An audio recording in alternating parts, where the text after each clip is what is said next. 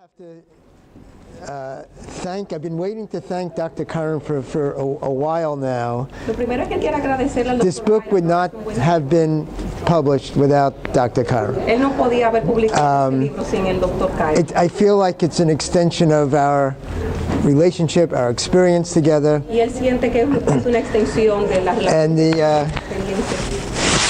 And the things that he says that I just wrote down, bringing what's normal inside the brain out,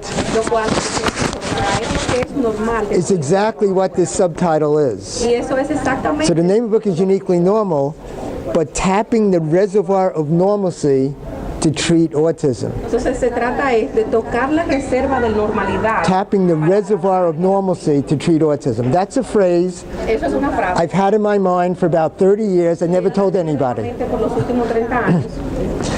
Because I wanted to save it for, I guess, something like this. Now, let me ask you a question. Has your child ever displayed some kind of typical behavior, or he looked at you instead of through you? Was there a moment of normalcy with your child? Have you ever experienced that? And you see some people are shaking their heads. Do you understand what I'm asking? Has your child ever, have you seen, wow, that's amazing. Where did that come from? His language was clear.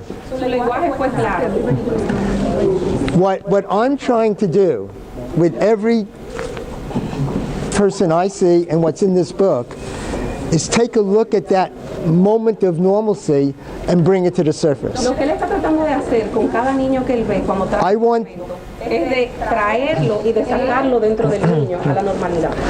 want that to be 80% of who your child is.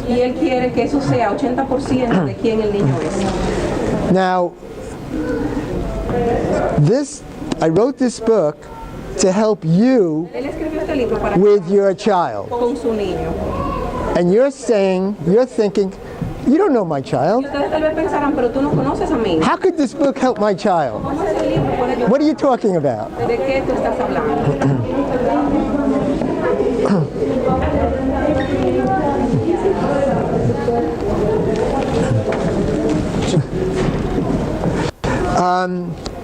Yeah, how could this book help your child? I don't know your child. This is my intention of this book. We know every kid is different. We know that. So this is what I have here. I have 27 case studies. 2.5 to 62 years old. Don't worry so much about the age difference, because a person who's 25, his mind may remind you of your child who may be 10.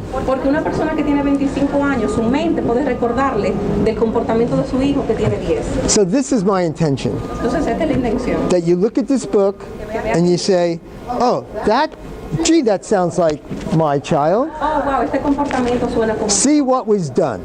I might have done yoga therapy. I might have done music. You'll see, I asked my wife while I'm writing this, I said, do I have to share all my secrets? Because this is and you know what she said? She said, yes. So what I'm doing in this book for that child, I may never have done before or after. So let me give you an example.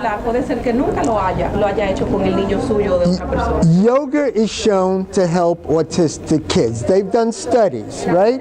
They have the data.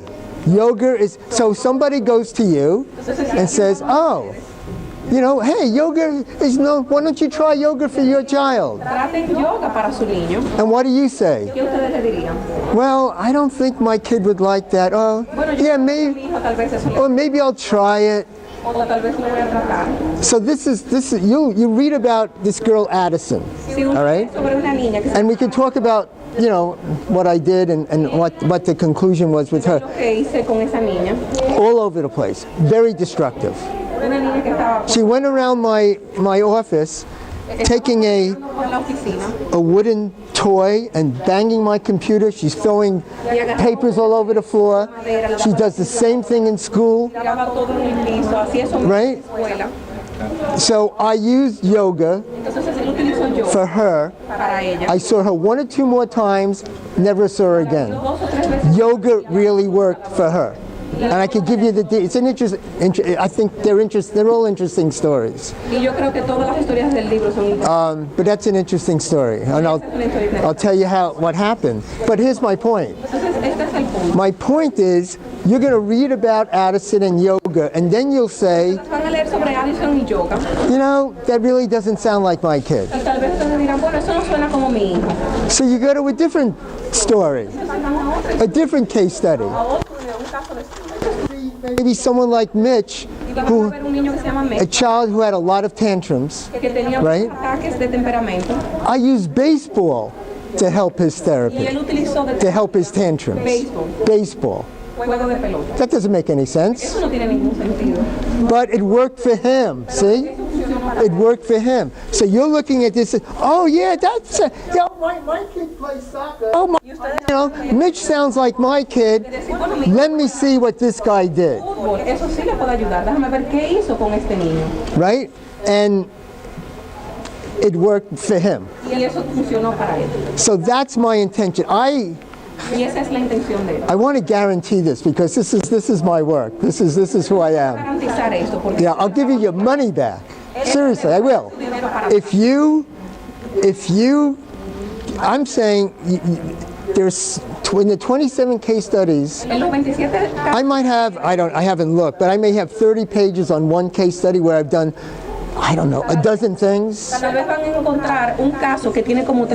You will find a place in here, 1 or more studies that it sounds like who you are, who your kid is, and you'll get an idea.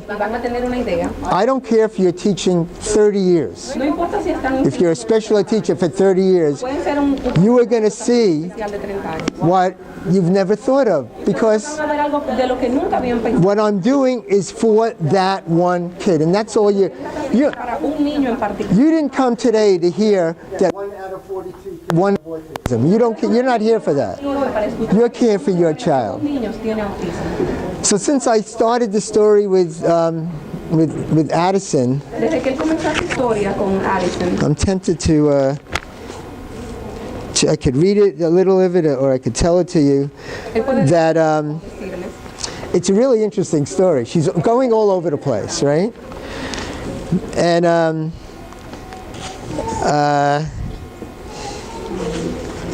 if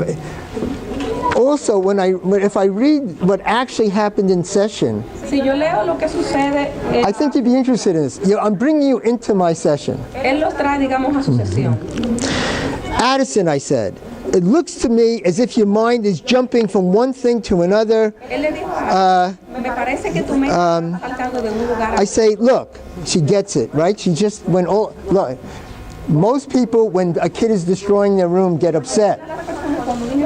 Part of me gets upset, and the other part of me says, wait, I'm a professional.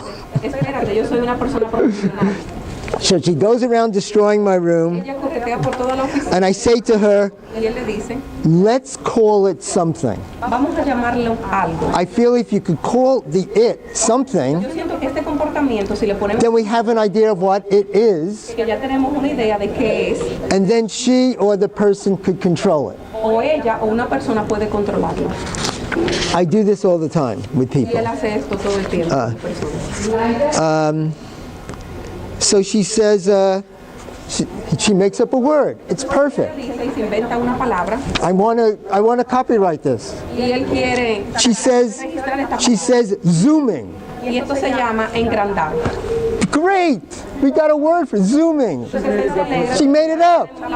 Zooming. Now that's not enough. I say, do you like zooming? ¿Te gusta ese comportamiento? This is so important. I'm going to keep interrupting myself.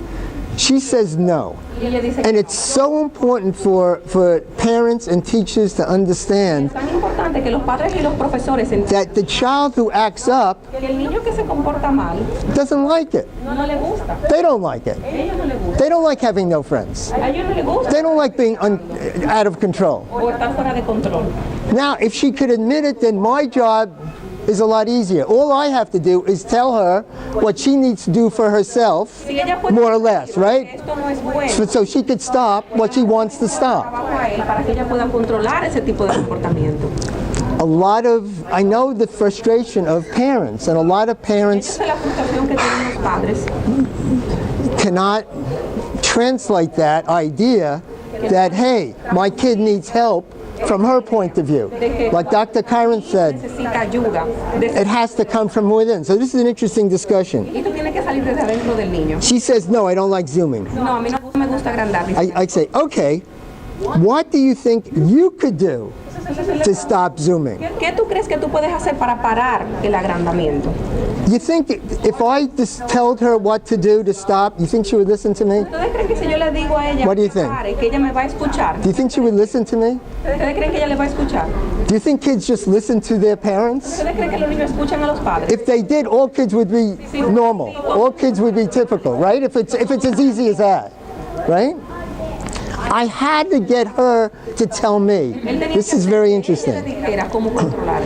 Now, I had a yoga person there with me. Her name was Mary. Okay. She says, you tell me. Or Mary, the yoga person, can tell me.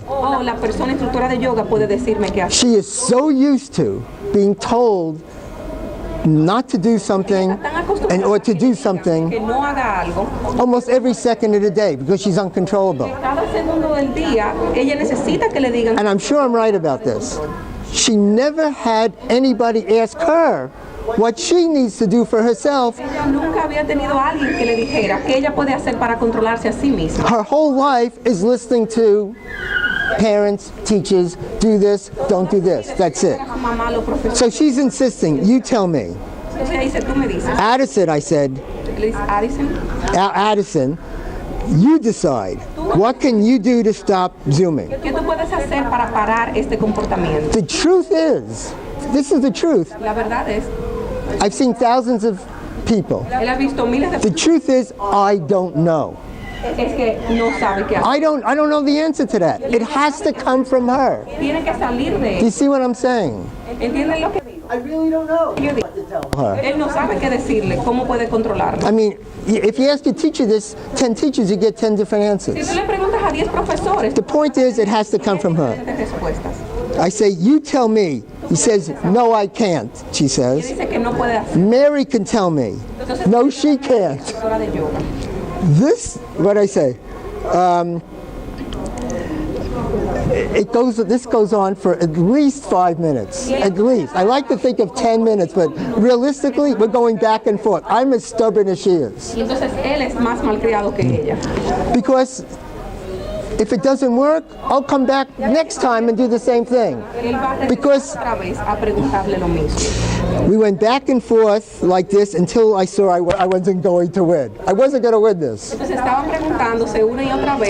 Finally, I say, okay, Addison, I'm going to tell you what to do. All right, I said that. I'm going to tell you what to do. Now she's paying attention. And I agree, this won't work with a 12-year-old. Remember, she's like 6. So I'm going to tell her what to do. I said, Addison, you have to tell me what you need to do to stop this. So I'm telling her what to do, and right? You get that? And what she has to do is, you have to tell me.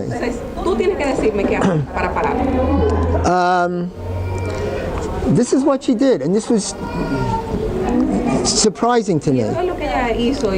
She sprang out of a chair, planted her feet about 12 inches apart, inhaled deeply while raising her arms as if to perform a swan dive, then lowered her arms slowly to her sides exhaling slowly, y respiró muy despacio. and she said, Y ella dijo, there, I stopped ya paré what I needed to stop. lo que yo tenía que parar. Now I'm a cognitive oriented person. Él es una I- persona orientada cognitivamente. My approach is thinking of what's underlying the behavior La forma en que él toma rather than the behavior itself. And I'll talk about that in a minute. generando el comportamiento más que el comportamiento. But when I'm asking her, what do? I'm expecting her to tell me. A ella, Right? él puede hacer, él está esperando una respuesta verbal. This is a perfect example Y esto es un ejemplo that I need to, whatever you want to call it. de que él tiene que poner It's not being humble. I just need to know from her. I don't know the answer. She's telling me the answer. So she goes like this, y ella hace una pose de yoga, and she says, I stop. respira profundo y And at that moment, I was a little confused. en ese momento él estaba un poco Mary, the yoga therapist beside me, says, instructora de yoga. she says, that's yoga. Eso es yoga. I realize for her to stop herself, Para ella poder parar su comportamiento, she has to, for her, para ella. it might not be for your kid, Puede ser que for her, de otra persona. she does this to kind of center herself. Ella hace esto para centrarse a sí misma. Yelling at her will not work. Gritarle a ella no le It funciona. would have worked 2 years ago No lo hubiese if yelling hace worked, 2 años. right? So that was it. That was it. She knew what to do to help herself. Ya ella aprendió qué hacer. There's only one last step. There's only one last step. Hay solo otro paso. Is that when she's doing her uncontrollable behavior Cuando ella está haciendo ese comportamiento and incontrolable she realizes it, now she realizes because she called it a name, y que ella zooming, right? She knows what it is. se puso a agrandar, The last step is that paso es she doesn't like it. The last step is that she knows what to do about it. que ella sabe qué hacer para controlarlo. And she knows what to do. So you think all these kids, I mean, this is what this is all about. All these kids would love to be able to talk better and communicate. Todos los niños quisieran hablar mejor y comunicarse más. They just need to be helped. Ellos necesitan ser ayudados. So I gave her what she's been looking for Y él le dio a ella lo que for years. por años. This is what you need to do in order to control yourself. Para controlarte. I may have seen her 1 or 2 more times after La that, vio 1 o 2 veces más maybe 3 times. Tal vez 3. I never saw her after y that. más nunca volvió a verla. She got it. Now I'm not saying, Comprendió totalmente. this happens all the time, but I'm just saying Y esto sucede todo el tiempo. the idea of being stubborn yourself and having your child La idea de ser testarudo take ownership. y de tener a su niño That's what it is. Take ownership of y que aprenda a ser dueño de su getting better y de is what real therapy is all about. de lo que se trata la terapia.